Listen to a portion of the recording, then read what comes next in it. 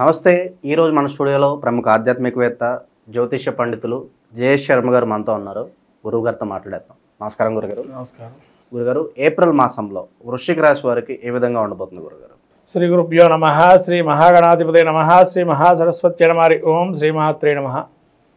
వృశ్చిక రాశి యొక్క ఫలితాలు చూస్తే విశాఖ నక్షత్రం 4వ పాదము, అనురాధ నక్షత్రం 4 పాదాలు, జ్యేష్ఠ నక్షత్రం 4 పాదాలు వృశ్చిక రాశి.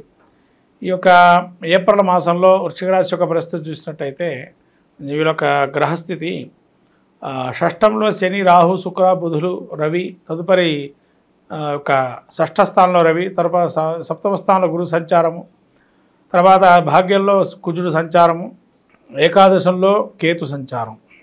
ఈ యొక్క గ్రహస్థితి చూస్తే వృశ్చిక రాశి వారికి ఈ యొక్క మాసం యోగదాయకంగా ఉంది. కారణం ఏంటంటే శని ఎప్పుడైతే వీరికి పంచమ స్థానంలోకి వెళ్ళారో అలానే వీళ్ళకి రవి కూడా షష్ఠ స్థానంలో ఉన్నారు. ఎప్పటి నుంచో వేచి చూసేటువంటి ఉద్యోగంలో కావచ్చు, లేతే వ్యాపారంలో కావచ్చు, ఆగిపోయినటువంటి సొమ్ము కానీ, ఎప్పటి నుంచో రావాల్సిన డబ్బులు కానీ వచ్చే అవకాశాలు ఉంటాయి. అట్లానే ఎప్పటి నుంచో వాళ్ళు తిట్టేవాళ్ళు కూడా వీళ్ళ దగ్గర తీసుకొని మాట్లాడి వీళ్ళకి ఏ విధంగా మనం న్యాయం చేయగలుగుతామనేది విధానం కూడా ఉంటుంది. అంటే వీళ్ళకి ఇప్పటివరకు కొంతవరకు ఇబ్బందులు కలిగినటువంటి ఏదైతే ఉందో అక్కడి నుంచి న్యాయపూరితమైన వాతావరణం ఏర్పడటం, వ్యాపారంలో కూడా అనుకూలంగా ఉండటం, భాగస్వామితో కూడా వ్యాపారంలో కూడా అనుకూలంగా ఉండటం, కొత్త స్త్రీ పరిచయాల ద్వారా కొంతవరకు స్నేహపూర్వకంగా వాళ్ళతో ఉండటం వల్ల మంచి కలగటం, అలానే సంతానం వల్ల కూడా కొంతవరకు ఈ స్తబ్దత ఏర్పడిందో లేదా సంతానం వల్ల కూడా చికాకులు ఉంటాయి, అవన్నీ కూడా తొలగిపోవటం, మళ్ళీ సంతానంతో పాటు కీర్తి ప్రతిష్టలు, వీళ్ళకుండే పేరు, లావాదేవీలు, ఆర్థికంగా కావచ్చు, అవన్నీ ఒక పేరు ప్రఖ్యాతలు రావటం, అట్లానే భాగ్యంలో కుజుడు నీచస్థులో ఉండి ఎక్కడైతే వీళ్ళు పోగొట్టుకున్న సొమ్ముందో మళ్ళీ తిరిగి రావటం, న్యాయస్థానాల్లో కూడా విజయం సాధించటం, అపజయం అనేది ఈ నెలలో వీళ్ళకి దొరకడం అంత ఈజీ అయితే కాదు. జయాలకే సంకేతంగా ఉంది వృశ్చిక మాసం. ఎందుకంటే ఎంతో కాలం నుంచి శని అర్ధాష్టమంలో వీళ్ళు మెలుగుతూ ఉండి ఒక్కసారిగా పంచమంలోకి వెళ్ళిన తర్వాత యోగదాయకంగా ఉంది అని చెప్పవచ్చు వృశ్చిక రాశికి ఈ నెల. తర్వాత శుభయోగాలు కూడా బాగా ఉన్నాయి. నూతనమైన గృహారంభ, గృహప్రవేశాదులకు కానీ, వివాహాలకు కానీ, శుభ కార్యక్రమాలకు కూడా యోగదాయకంగా ఉంది. భూ సమస్యకి పరిష్కారం ఏర్పడే అవకాశం ఉంది. తర్వాత ఏది ఏమైనా కూడా ఇన్ని రకాలుగా ఇబ్బందులు ఇప్పటిదాకా ఉన్నాయి, అవన్నీ ఇబ్బందుల నుంచి కూడా అన్నీ తొలగిపోతాయి. ఇప్పటివరకు అనుభవించినటువంటి ఇబ్బందులు కూడా ఒక్కసారిగా అంత మంచి జరిగే అవకాశం ఉంది. ఏకాదశంలో కేతు ఉండడం వల్ల కూడా కొంత శస్త్రచికిత్స అయ్యే అవకాశం ఉంటుంది. ఎవరైనా ఒకళ్ళకి అంటే ఒక 100 మందిలో ఒక 40% మందికి శస్త్రచికిత్స జరుగుతుంది. ఎందుకంటే కేతు 11లో ఉంటే కనుక ఖచ్చితంగా శస్త్రచికిత్స జరుగుతుంది. అది కంటికి సంబంధించి కానీ, లేదా నడుముకి సంబంధించి కానీ, లేకపోతేనా ఎప్పటి నుంచో ఒక వ్యాధితో బాధపడుతుంటారు, దానికి తగినటువంటి చికిత్స పొందుదామన్న ఆలోచనతో వెళ్తారు. కాబట్టి ఒక రోగానికి, వ్యాధికి నయమయ్యే అవకాశం ఉంటుంది. ఈ యొక్క వృశ్చిక రాశి వారి యొక్క పరిస్థితి. వివాహ శుభ కార్యక్రమాలు కానీ, విదేశీ ప్రయత్నాలు కానీ, విద్యార్థులకు కానీ లాభదాయకంగా ఉంది. పాస్ అవ్వటం కూడా చాలా విశేషంగా ఉంటుంది. పోటీ పరీక్షల్లో ముఖ్యంగా రాసే వాళ్ళకి చాలా బాగుంటుంది. ప్రభుత్వ ఉద్యోగం వాళ్ళకి ఉన్నతి ఎక్కువగా పెరుగుతుంది. మళ్ళీ ప్రైవేట్ రంగంలో పనిచేసేటువంటి వారికి కూడా కొంత మెలకువలు లేదా వాళ్ళకు కష్టానికి గుర్తింపు రావటం లాంటివి జరిగే అవకాశం ఉంటుంది వృశ్చిక రాశి వారికి. కాబట్టి ఏప్రిల్ నెల చాలా అద్భుతంగా ఉంది. గురుగారు, అలాగే ఏదన్నా వ్యాపారాలు మొదలు పెట్టాలంటే ఏ రంగాల్లో వీళ్ళు పెట్టుబడులు పెడితే బాగా రాణిస్తారంటారు? ముఖ్యంగా వీళ్ళు పెట్టుబడి అని అంటే ఫైర్ వస్తువులు, అగ్నిధర వస్తువులు, ఎలక్ట్రానిక్ వస్తువులు కానీ, తర్వాత మెకానికల్ టూల్స్ కానీ, హార్డ్వేర్ కానీ, ఇలాంటి పదార్థాలు అవి పెట్టుకోవచ్చు. వాటి ఐటమ్స్తో సంబంధించినవి. మళ్ళీ పనిముట్లు, వ్యవసాయకు సంబంధించి కానీ, లేదా మన టూల్స్ అమ్ముతుంటారు కదా, చిన్న చిన్న టూల్స్, హార్డ్వేర్ షాపులు, అవి కూడా పెట్టుకోవచ్చు. పెట్టుబడి వాటికి పెట్టుకుంటే బాగుంటుంది. ఇంకా వైవాహిక జీవితం ఎలా ఉండబోతుంది గురుగారు? సంతానం కోసం ఎప్పటి నుంచో ఎదురు చూసే వాళ్ళకి ఏదన్నా మంచి న్యూస్ ఏదన్నా ఉందా? ఆ సంతానం కూడా చాలా యోగదాయకంగా ఉంటుంది. వెళ్ళొచ్చు, ముందరగా వెళ్ళొచ్చు. సంతానం సంబంధించి కూడా యోగదాయకంగా ఉంది ఈ నెల.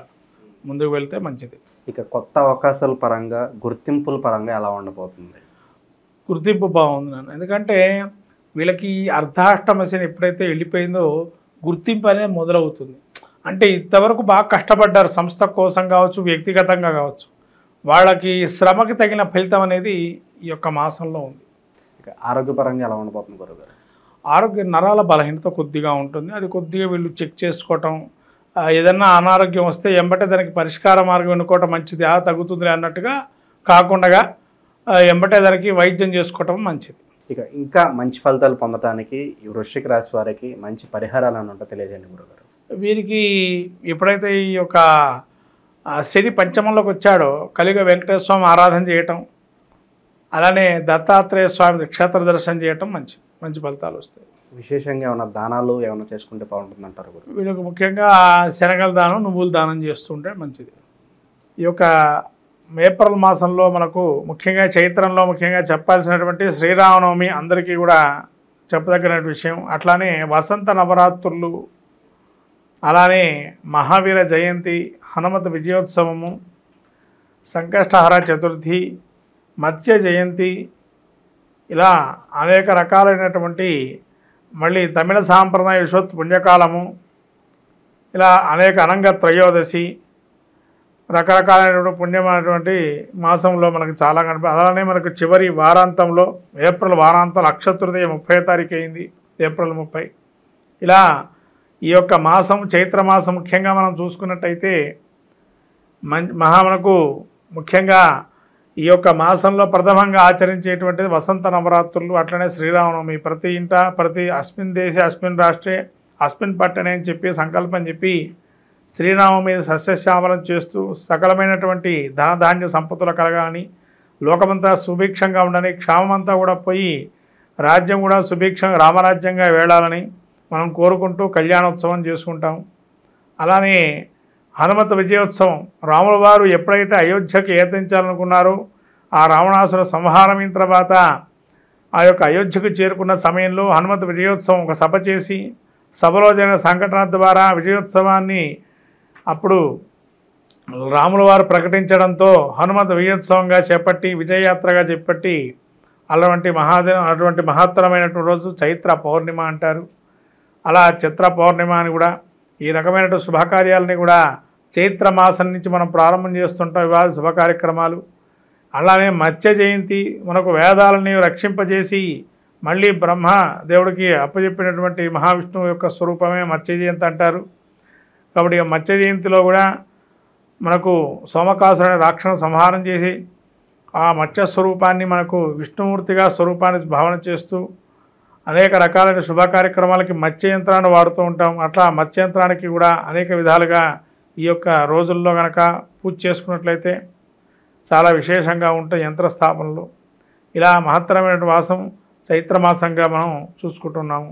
ఈ చైత్రమాసంలో అందరికీ కూడా శ్రీరామనవమి శుభాకాంక్షలు తెలుపుతూ, అట్లానే లోకము కూడా సుభిక్షంగా సస్యశ్యామలంగా లోక కళ్యాణార్థం అందరికీ కూడా ఎటువంటి ఈతి బాధలని తొలగిపోయి, కరువు కాటకాలని తొలగిపోయి రామరాజ్యంతో సుభిక్షంగా ఉండాలని కోరుకుంటూ, ఏప్రిల్ మాసంలో వృశ్చిక రాశి వారికి ఎలాంటి ఫలితాలు కలుగుతాయో అద్భుతంగా వివరించారు గురుగారు. ధన్యవాదాలు.